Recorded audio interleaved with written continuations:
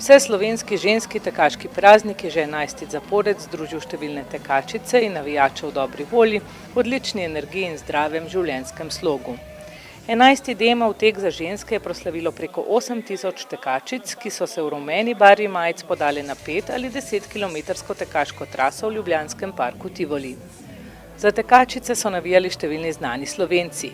DMov tek za ženske pa je tudi letos minil v dobrodelnem duhu.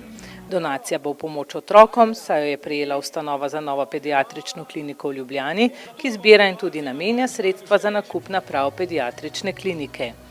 Dame vseh generacij so proslavile svojo moč, svojo ženstvenost in same sebi dokazale, da zmorejo.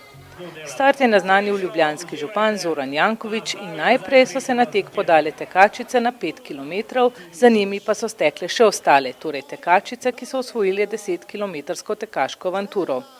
V teku so zelo uživali tudi najmlajši, za katere so pripravili Oskarjev tek.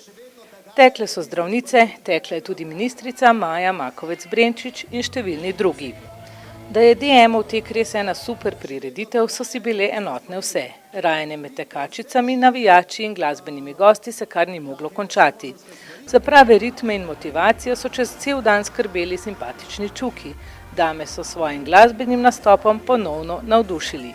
Tudi punce na dekliščini. Tekačicam, ki so rumeno pobarvali ljubljanski Tivoli, je medalje podelila kar kraljica snežnih strmin Tina Maze, s katero sta s Kranjčanom Sandijem Murovcem predstavila nove projekte, ki se obetajo jeseni. Skupaj smo preživeli čudovit dan, poln smeha, zabave in lepih trenutkov.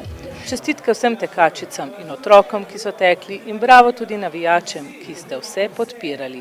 Pa en velik hvala vremenu, letos se je res izkazalo.